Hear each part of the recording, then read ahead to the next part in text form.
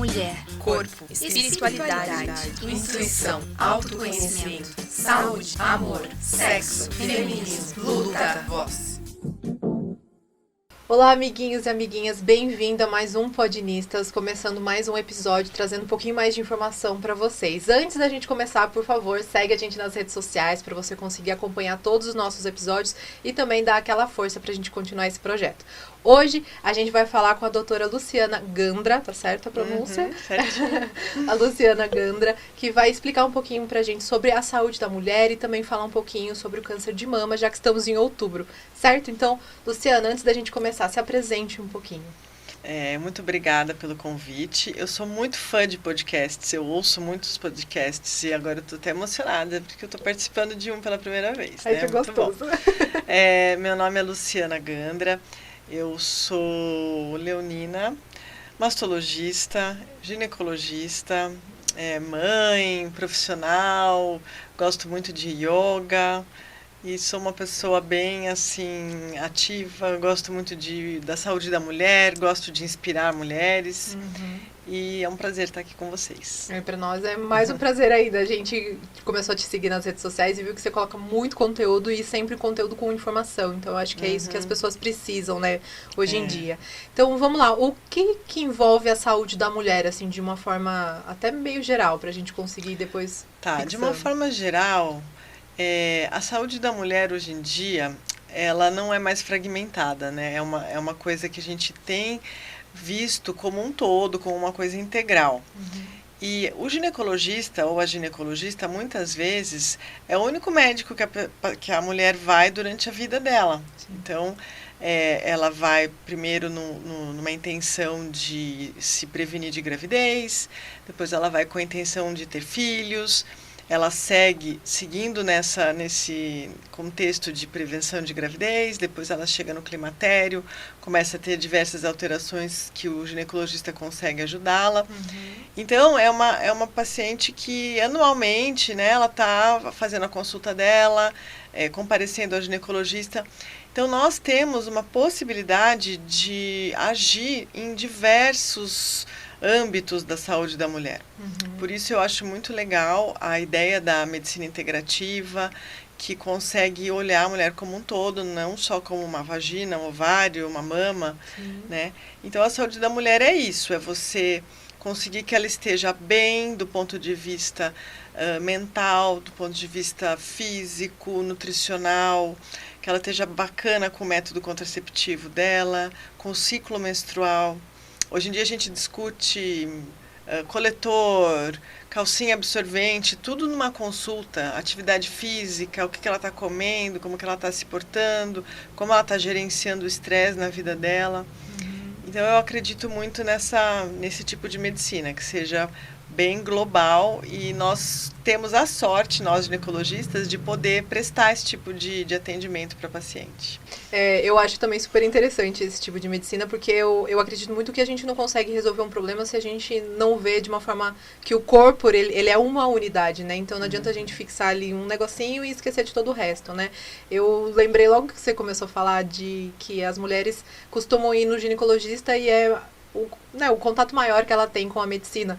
E eu lembrei que eu discuti com a minha família esse final de semana, que os meus primos estavam assim, nossa, acho que faz uns 5 anos que eu não faço um exame geral. Eu falei assim, gente, eu vou no ginecologista pelo menos uma vez por ano. E a gente faz, né, os exames de rotina, verifica todos os hormônios, verifica às vezes se tem algum problema. Então é muito, parar pra pensar, até muito louco que as mulheres de alguma forma acabam se cuidando muito mais do que os homens, né? Sim. E isso também pode ser um grande problema, então fiquem atentos, meninos. Vamos lá, falando mesmo sobre as mamas, assim, a gente conversou um pouquinho antes de começar e você falou que você é mastologista, né, que é um médico, acho que eu posso falar assim, né, o médico que cuida das mamas. Quais são as doenças que podem acometer? Bom, as doenças mais comuns que acometem as mamas costumam ser doenças benignas, graças a Deus, né? Então, nós temos cistos mamários, costumam ser as patologias mais frequentes encontradas nas mamas, porque as mamas são glândulas e elas são muito ativas durante a vida da mulher. a gente sofre ciclo menstrual, então tem ação hormonal de estrógeno, progesterona, retenção de líquidos. Então, muitas vezes nós temos um acúmulo de água, de líquidos, nos ductos ou nos lóbulos mamários, e isso costuma causar o que a gente chama de cistos. Então, é muito comum a mulher ter cistos nas mamas. Uma outra doença bastante comum são os nódulos benignos, que são pequenos nodulinhos que podem acontecer nas mamas, fibroadenomas, adenomas, papilomas, enfim, uma infinidade de nódulos benignos que também são queixas bastante comuns. Queixas não, achados, né, na verdade. Então a menina às vezes está tomando banho e tal, e palpa um nódulo no banho, e essa é a queixa bastante frequente que a gente recebe no consultório, e ela chega lá geralmente muito assustada, porque um nódulo na mama, a gente sempre pensa, né, o pior, viés negativo, falar, ai meu Deus, deve ser alguma coisa grave, e na grandíssima maioria das vezes não é nada grave, ou é um cisto, ou é um nódulo, ou é uma glândula que está mais inflamada, então dá um aspecto nodular, mas na verdade não tem nódulo ali. E também as queixas de dor, uma coisa que a gente recebe muito. Eu acho que quando eu tinha uns 17, 18, não, eu já estava na faculdade, então eu tinha 18 a 19. Eu sofria muito, eu tinha dores assim, eu lembro que eu cheguei uma vez em casa, minha mãe, já pensando no viés negativo, né? Eu morri, eu tô com muita dor, não sei o que, é câncer, né? A gente já vai para esse lado, né? Então, o que causa essas dores, assim? A dor na mama, ela tem um contexto, assim, emocional, eu acho muito forte, eu percebo isso. Mas a gente sempre tem que excluir totalmente uma patologia real, né? De repente um nódulo ou um cisto. Geralmente a dor nas mamas, ela é causada por uma retenção de líquido e uma inflamação mesmo local, que pode aumentar a sensibilidade das mamas. Então é aquela dor cíclica que ocorre principalmente na TPM, que quando você tira o sutiã parece que a mama vai, sabe, Sim. pesa. Então esse é o tipo de dor bastante comum que é ligada a alterações hormonais e etc. Existe também a dor ligada à musculatura da região peitoral, porque o músculo peitoral e a glândula mamária têm uma inervação muito próxima. Sendo assim, muitas vezes quando a gente faz musculação, por exemplo, e trabalha muito a musculatura peitoral, podemos sentir dor na mama. E isso ser uma coisa que o cérebro tem uma dificuldade de separar o que é dor muscular do músculo peitoral, o que é a dor da mama. Sim. Então isso no exame clínico eu consigo geralmente perceber, conversar com a paciente, explicar que ela não tem câncer, que está tudo bem, que é só... E, na maioria das vezes, só essa tranquilidade que ela sai do consultório já melhora a dor, entendeu? Já tira ela um não pouco. dá tanta importância mais. Porque parece que quando você tem uma dor na mama, principalmente se é num lugar, a gente costuma querer olhar assim, né? Fica palpando, fica pegando, fica apertando. Então, aquela dor vai piorando, né? Vai virando uma coisa desse tamanho. Então, o principal é tranquilizar. E a cabeça manda, né? Então, quanto mais nervosa a gente vai ficando, parece que maior o problema vai ficando. Eu percebo até isso em mim algumas vezes. Né? Então, é muito frequente. E quando a dor é muscular, um relaxante muscular, um anti-inflamatório, alguma coisa assim, ajuda bastante. Legal. E, entrando já na questão do Outubro Rosa, como que a gente consegue... Existe, na verdade, né, uma prevenção pro câncer de mama? Veja bem, existem dois tipos de prevenção. A prevenção primária é aquela que a gente não deixa a doença acontecer. Então, por exemplo, quando eu faço um exame de Papa Nicolau, que é um rastreamento para o câncer de colo uterino, eu estou fazendo uma prevenção primária, porque eu consigo detectar no exame de Papa Nicolau quais pacientes podem ter uma lesão pré-neoplásica.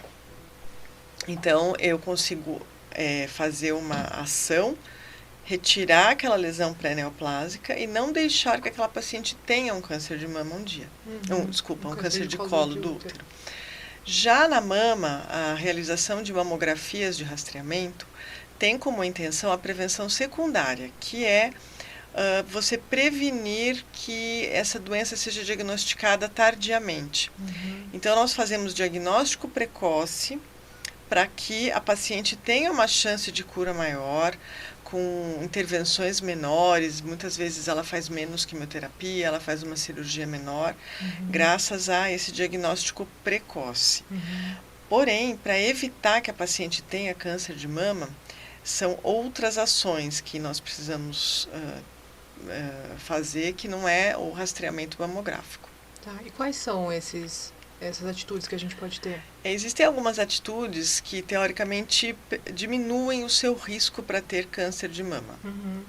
Então, se a gente for pensar que apenas 10 a 15% dos cânceres de mama são genéticos, são por conta de algum problema hereditário que você carrega no seu DNA, então nós ficamos aí com 85 a 90% dos cânceres de mama sendo decorrentes de mutações que nós sofremos no decorrer da vida. A gente chama de mutações acarretadas por radiações, por coisas que a gente se alimenta, geralmente ações do meio sobre o nosso DNA.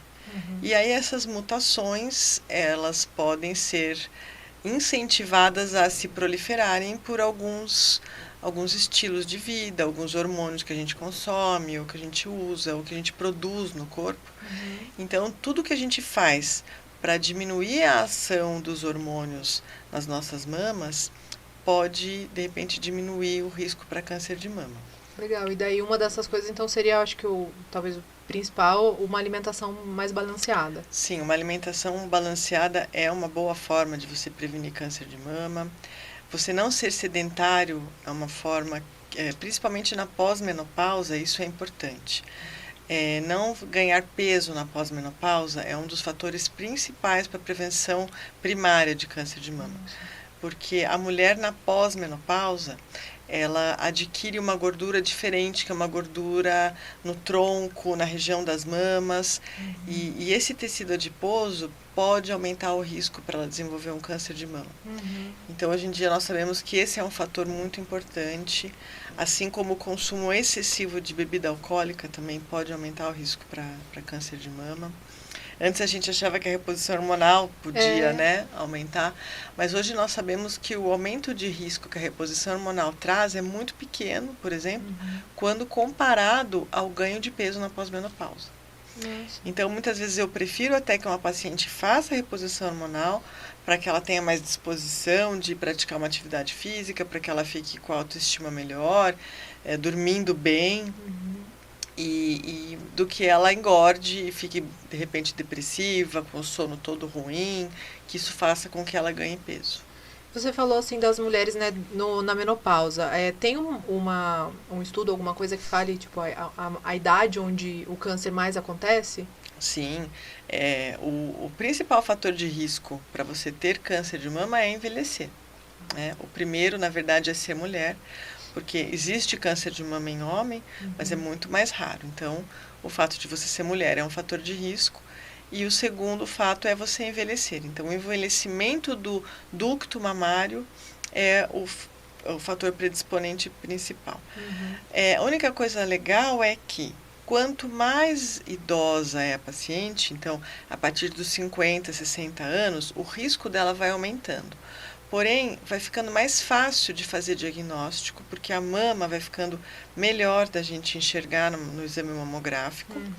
E também os tumores em pacientes bem idosas, né, depois dos 75, 80 anos, costumam ser tumores indolentes, assim, que não têm uma agressividade muito grande.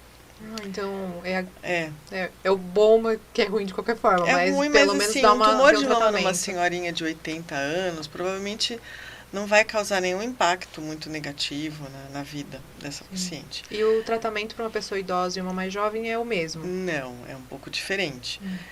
Porque os tumores em pacientes idosas, como eu te falei, costumam responder muito bem a medicamentos que a paciente pode tomar em casa, que, por exemplo, são hormonioterapia.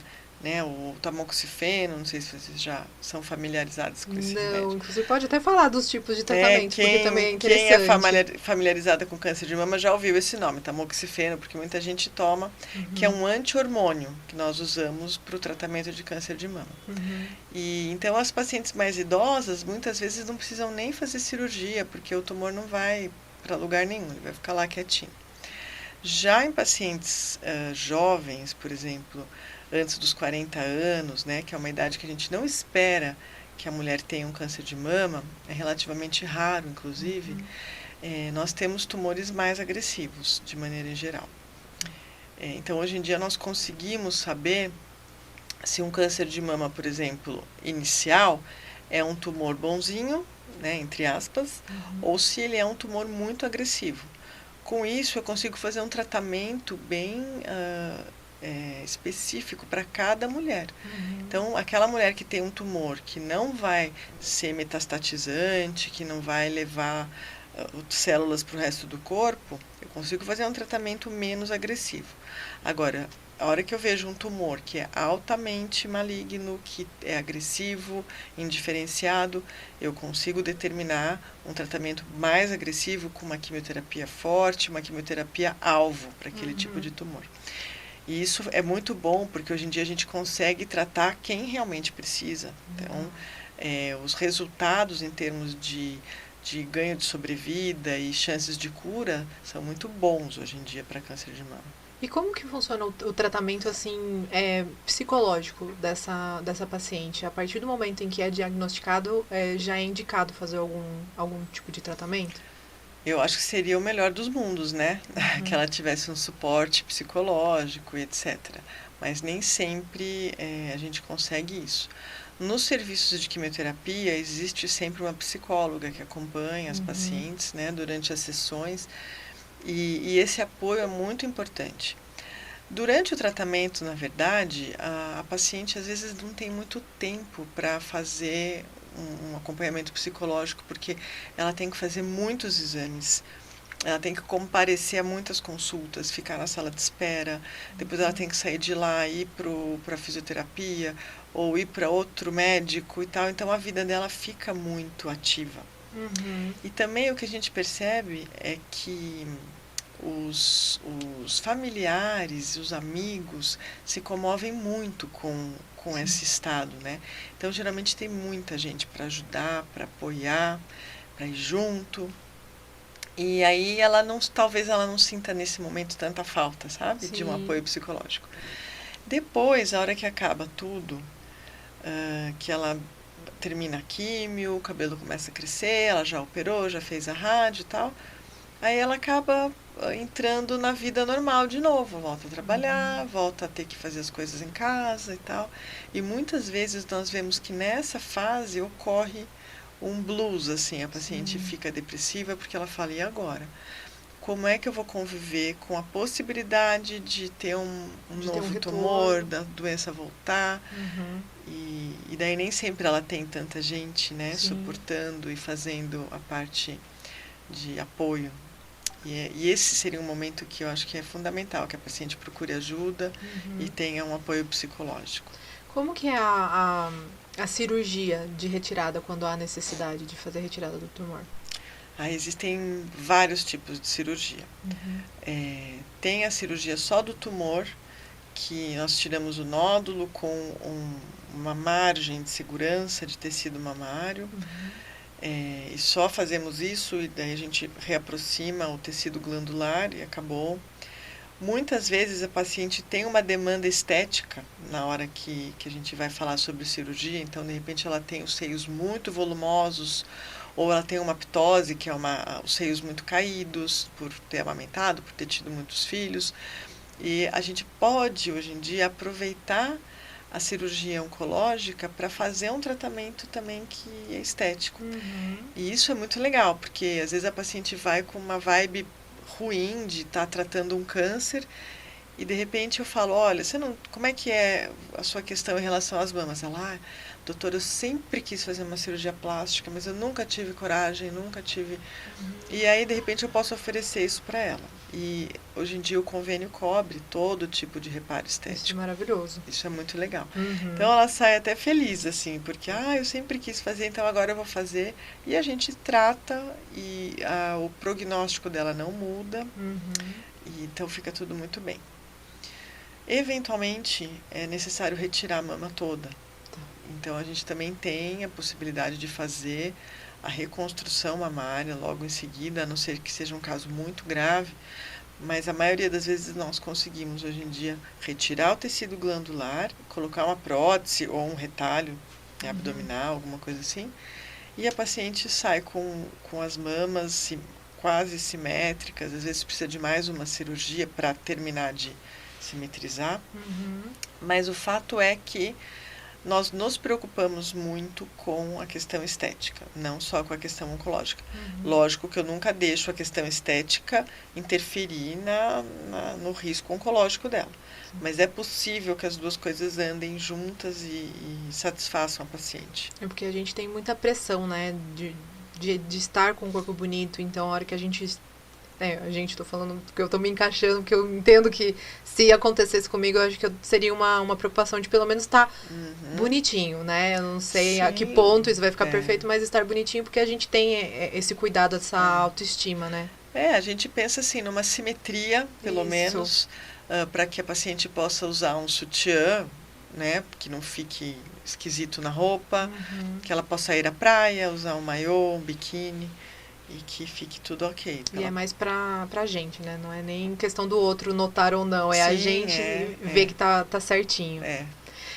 Existe também, né? Você falou que 10% dos casos de câncer é de hereditariedade. Existe também aquela cirurgia que é feita em mulheres que tiveram, mãe e vó que tiveram, né? E faz a retirada muito jovem. Isso é uma coisa que o convênio cobre? Isso é indicado mesmo? Sim, isso é uma realidade, chama adenectomia profilática. Então, seria uma forma de prevenção primária, certo? Então, eu vou tirar a glândula mamária, assim evitando que aquela paciente tenha câncer. Eu não consigo evitar 100%, porque a adenectomia profilática acaba deixando um pouquinho de tecido glandular, às vezes próximo à pele, porque a gente faz uma cirurgia que poupa o mamilo e a areola e poupa toda a pele da mama. A mesma coisa que você pegar uma almofada e tirar o recheio de dentro e colocar um recheio novo. Né? Então, eventualmente pode ficar um pouquinho de tecido glandular. Mas é uma cirurgia que existe evidência científica de que ela evita o câncer de mama em uma porcentagem enorme dos casos. Então, para quem que você faria um tipo de cirurgia dessa? Para uma mulher que tem um risco enorme de ter câncer de mama. Geralmente, mulheres que têm mutação no seu DNA. Então, um caso típico que a gente sempre fala é da Angelina Jolie, que ela tinha uma mutação em BRCA2, se eu não me engano, e ela tinha um risco de 80% de ter um câncer de mama durante a vida dela. A gente chama de lifetime risk. E isso é feito o exame de sangue? Como que é? Pode ser no sangue, pode ser na saliva. Né? Tá. Então, uma vez que você detecte uma mutação, e você tem, em alguns tipos de mutação, a indicação de fazer essa cirurgia, o convênio cobre. Tá? O convênio cobre e os resultados são muito bons. Geralmente, essa mulher já passou por coisas na vida dela, de ver a mãe sofrendo, a avó sofrendo, a prima, a tia, etc.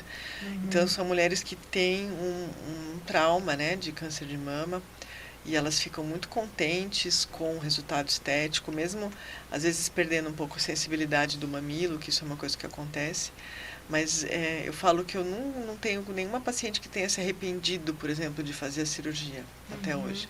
Porque elas falam, nossa, doutora, agora eu tenho uma paz, assim, sabe? Porque antes, cada vez que eu ia fazer exame, era um estresse, eu deitava, achava um nódulo, já achava que era alguma coisa, então era muito estressante. Eu acho que até do ponto de vista emocional, isso é uma cirurgia bem legal para ser feita. E quando essas mulheres te procuram, você falou, né? Elas vêm mesmo carregadas já de uma história, né? Elas vêm mais pesadas. Mas teve um aumento, não sei, depois dessa, né, da Angelina Jolie, de outras pessoas, teve um aumento de procura até de pessoas que não tinham na família para fazer esse exame, para verificar? Sim, teve, né? Muitas pacientes, assim, são cancerofóbicas, mesmo que elas até não tenham ninguém na família, mas elas têm tanto medo de ter câncer de mama, que elas chegam, às vezes, até eu acho até engraçado. Doutora, arranca tudo. Se eu fosse lá e fosse arrancar a mama delas. Falo, gente, calma, não arranco nada de ninguém. E, então aí vai, mas é muito difícil você achar um cirurgião que tire mamas numa mulher que não tem um risco tão grande, porque aí você estaria cometendo de repente uma iatrogenia, porque né, o risco maior é que ela não tenha câncer durante a vida. Então aí a gente tem que conversar, explicar tudo isso e tal. E tranquilizar a paciente. O meu trabalho no consultório é muito de tranquilizar pessoas então, que já chegam lá em pânico. É ginecologista e psicóloga. É psicóloga, exatamente. Exato. E assim, obviamente, a gente precisa ser feito, né, o exame de toque, né, você identificar, até saber, às vezes, o nódulozinho que você tem que é normal, e conseguir identificar quando tem alguma coisa diferente. Mas existe algum outro tipo de sintoma que a gente pode ter com relação ao câncer ou algum outro problema? Sim, existem outros sintomas que é até interessante da gente frisar. O autoexame das mamas, eu sou muito fã de autoexame das mamas. Existem alguns médicos que dizem que ele não vale muito, porque, obviamente, ele não substitui a mamografia, né? Porém, eu acho que ele é um exame complementar muito interessante, porque a mulher, ela acaba tendo o que a gente chama de conhecimento das glândulas mamárias dela. Não que ela vá tentar fazer um diagnóstico nela mesma, entendeu? Ou um exame. Eu acho até esse autoexame um nome meio... Você transfere para a paciente a responsabilidade de fazer um exame nela mesma. De se identificar, né? Não, é um autoconhecimento das mamas. Então, ela sabe que ela tem aquela região ali que tem uma glândula mais espessada, ou um nodulinho que ela sabe, que ela conhece, que ela tem e tal. E eu acho muito legal ela ter esse vínculo com o corpo dela, né? Então, eu gosto, sim, de ensinar minhas pacientes, inclusive, a fazer o autoexame, que quando elas vão no consultório com os exames todos normais, ela acabou de fazer uma mamografia, fez um ultrassom, a gente sabe que está tudo bem. Então, eu falo, agora é o momento de você examinar sem medo, porque está tudo bem, e você conhecer como é que é a sua glândula, né? Então, uma vez por mês, você, na época que a glândula esteja bem tranquila, não esteja inchada, nem dolorida, você faz o autoexame, pode ser embaixo do chuveiro, pode ser de frente ao espelho. E tem um período, porque, né, nós mulheres trabalhamos com um período, né? Sim, então, logo após a menstruação é o melhor período, tá? Uns 10 dias depois, que é o período que a mama não está sob aquela ação hormonal da progesterona. E aí existem outros sinais e sintomas que devem ser levados em consideração. Um deles é a retração de pele. Então, de repente, você levanta o braço na frente do espelho e vê que a sua pele dá uma puxadinha, ou retração do mamilo, também é um sinal importante. O derrame papilar, que a gente chama que é a secreção pela papila, pelo mamilo, de sangue. É sempre bom investigar, ou de um líquido bem transparente também, quando ele é muito abundante, né? Porque qualquer mulher, se você apertar um pouco o mamilo, se ela já deu de mamar, existe uma chance de que saia um líquidozinho amarelinho ou branquinho dali. Isso não tem problema nenhum. O problema é quando começa a sair muito líquido do mamilo, meio assim, ela dorme e acorda com as vestes manchadas de algum líquido ou de sangue. Então, isso precisa realmente ser investigado. O que mais? Vermelhidão da mama, da pele da mama, quando começa a ficar meio dura, meio espesso a pele. Nódulos axilares também volumosos precisam ser investigados. Eles são acompanhados de dor, os nódulos? Ou a dor é assim, quase não sente? Depende muito, né? Mas alguns, quando a paciente é muito magra, por exemplo, o nódulo muito durinho, ele comprime o músculo aqui da região, né, da axila, então acaba doendo. Mas esses nódulos mais doloridos da axila geralmente são inflamatórios e não oncológicos. Entendi. Tá? Geralmente, mas não é uma regra.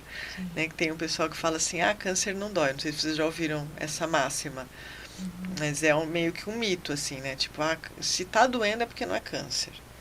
Nem sempre. Eu já tive pacientes que foram me procurar por causa de um nódulo muito dolorido e era um câncer. Então, não dá pra gente generalizar. Cada caso é um caso, Isso. né? Eu, por exemplo, assim, toda vez que eu vou no ginecologista, normalmente eles pedem pra mim o ultrassom de mamas. Pelo ultrassom a gente também consegue fazer uma prevenção, é isso? Para pacientes mais jovens, a mamografia não tem muito sentido de ser feita. Por quê? a mama é muito densa. Então, não existe... O câncer de mama, ele também é denso. Ele tem a mesma cor que o tecido glandular. Então, se você tem um fundo com muita glândula, vai ser muito difícil destacar um nódulo ali antes que ele se torne palpável, né? Então, muitas das mulheres jovens que a gente faz diagnóstico de câncer de mama, elas já chegam com um nódulo palpável. Tá. E o ultrassom consegue enxergar no meio daquele tecido glandular se tiver alguma coisa. Então, a gente não chama de rastreamento, porque o rastreamento ele deve começar a partir dos 40 anos, numa mulher normal, assim, né, que não tenha um histórico familiar. Mas muitos ginecologistas pedem ultrassom mesmo no sentido de se resguardar, né? Ou já ver se tem algum nodulinho ali que precisa ser acompanhado, alguma coisa parecida. Legal, então não necessariamente precisa ser feito, mas é interessante. Sim, mas assim, mamografia antes dos 40 anos, não. Tá? A não ser que sejam casos específicos, que tenham alguma indicação do ponto de vista de histórico familiar ou alguma outra patologia. Legal, a nossa produção tinha falado que tinha uma pergunta. Qual é a pergunta? É uma pergunta de leigo mesmo. Que eu tenho vontade de fazer cirurgia de redução, né? Até por conta da postura, porque me dificulta muito, me dói muitas costas por causa do peito. Tá. E eu queria saber se tem algum risco de aumentar a chance de eu ter câncer de mama por fazer essa cirurgia. Não, não existe. Inclusive também a cirurgia de aumento das mamas, né, com implante de silicone, é uma coisa que as pessoas sempre querem saber, se fazer uma cirurgia de implante de silicone pode aumentar o risco de câncer de mama. Não, a gente não tem nenhum dado que suporte isso. Inclusive a cirurgia de redução da mama, teoricamente, você vai tirar tecido glandular, né? Então, não vai ter nenhum impacto no seu risco. Se tiver algum impacto, diminuindo, né? Porque não tem problema. Você comentou, né, que para pacientes que estão em menopausa, você às vezes repõe os hormônios. Mas e para as jovens que estão realmente colocando hormônio para não engravidar, para ter aquela contracepção, palavras difíceis. De tomar pílula, de utilizar esses medicamentos, pode ocasionar, pode transformar em um câncer ou também não? Então, o que a gente tem até hoje, né, na literatura é que os contraceptivos hormonais não aumentam o risco de câncer de mama de forma significativa, tá? Alguns trabalhos mostram um aumento muito pequeno, mas ele é estatisticamente quase insignificante. Então, eu acho que essa autonomia que a mulher tem de poder planejar uma gestação e poder tomar o contraceptivo, ou usar o Mirena, usar o Cailina, que são os DIUs que têm hormônios também, né? Não justificaria, né? O aumento desse risco é tão pequeno que não justifica você falar para uma paciente não usar um contraceptivo hormonal. E isso também funciona para o câncer de colo de útero, ele também não vai interferir? Também. Nem os DIUs internos? Não interfere no risco do câncer. O câncer de colo de útero é totalmente relacionado à infecção por HPV, né, que é o papilomavírus. Legal, isso é importante saber, pessoal. Para as mulheres assim que têm muito medo de ter algum diagnóstico, qual que seria a mensagem que você mandaria para elas assim? Olha, eu acho que o medo a gente combate com conhecimento e com informação. Então, eu acho que é legal a gente saber que o câncer de mama é muito, muito raro, que o diagnóstico precoce realmente é importante. Então, por exemplo, se uma mulher tem muito medo de ter câncer de mama, eu geralmente oriento ela a fazer o autoexame. De forma adequada, eu ensino ela a fazer o autoexame. Falo para que ela vá ao ginecologista, faça um ultrassom, né, anualmente, para que ela fique tranquila de ver que está tudo bem, que não tem nenhuma alteração. E ela tome as medidas de estilo de vida que sejam boas para ela, que tragam uma vida saudável, que não deixem ela com medo, acuada, que ela se sinta forte, que ela tenha um corpo forte para, de repente, se ela tiver algum problema, ela possa combater, né, possa fazer quimioterapia, possa operar, enfim, e que ela tenha saúde para para suportar qualquer coisa que possa acontecer com ela. Então é se cuidar, né? De uma forma geral, Sim. antes, e tudo bem ter medo, mas se cuidar. Eu acho que o medo é bom, porque faz a gente, né, ter algumas ações que acabam levando você a ter uma qualidade de vida melhor. Muito legal. Eu vou dar um adendo aqui que eu perguntei dos contraceptivos porque eu uso DIU e a nossa produtora Júlia também usa DIU. Você não usa DIU? Não, eu queria colocar o Implanon. Ela queria colocar, quer perguntar sobre? Já pergunta também. Pergunta. Porque a gente fez um programa, eu e a Ju, falando sobre as nossas experiências com os contraceptivos. Inclusive, talvez você volte para falar um pouquinho mais sobre isso, menstruação e tudo mais com nós. Legal, adoro. Já deixa o convite também. Uhum. Então, como que é o nome do DIU que você quer saber? Do Não, Implanon. é o Implanon, é aquele que Do coloca implante. aqui no braço. Uhum. E eu queria saber se... eu ouvi falar que ele é o melhor que tem dos contraceptivos. Uhum. E eu queria saber se é mesmo melhor, se tem o mesmo efeito ali, para quem tem ovário policístico também, como é que funciona? Tá. Eu acho que, assim, falar o melhor, né, hoje em dia é muito difícil, porque a gente tem um leque de possibilidades, então, muitas vezes tem o melhor para aquela mulher naquele momento, né? Eu digo que eu sinceramente encorajo as minhas pacientes a usarem o DIU, porque eu gosto muito do DIU, eu sempre usei DIU, só que muitas vezes elas estão num momento, assim, que não dá, ela não vai conseguir comer direito, ela quer que a pele fique boa, então ela quer muito das vantagens que o contraceptivo oral vai trazer para ela. Tá prestando vestibular, tá comendo tudo errado, não tá fazendo atividade física, então ela fala, doutora, agora eu não estou podendo pensar nisso, eu estou estudando, então tem aquele momento que ela vai tomar a pílula. Depois tem um momento que ela quer conhecer o corpo, que ela quer ver como é que é o ciclo dela, papapá. Então esse momento, de repente, o DIU é legal. O DIU de cobre. Faz muito sentido com o que aconteceu comigo. Não é? Então, a gente tem aqueles momentos. Por isso que a discussão com o seu ginecologista sobre os eventuais métodos é muito importante. O Implanon é um método muito legal, ele é um progestágeno que é colocado na região do subcutâneo, é liberado todo dia um pouquinho, e assim, ele não tem o estrógeno, o etinoestradiol, né, que é o estrógeno, então ele diminui o risco para trombose, para algumas outras patologias, mas para ovário policístico, eu não acho que ele seja o melhor. O melhor para o ovário policístico é a pílula, né? Então ela não vai tratar o ovário policístico. Aliás, nenhum método contraceptivo trata o ovário policístico. O ovário policístico, ele pode ser tratado com dieta, perda de peso, atividade física e várias outras coisas. Os métodos contraceptivos, eles calam a boca do ovário policístico, assim, momentaneamente, fica quietinho aí. Mas a coisa continua borbulhando por trás disso tudo, né? Mas eu gosto do Implanon, ele é um bom método, sim. Maravilha. Então você vai voltar, porque a gente vai falar então daí de menstruação e daí do ciclo, né? Porque é muito... Eu tenho a impressão de que a mulher é muito plural, é muita coisa que acontece com a gente, né? Então tem muito assunto.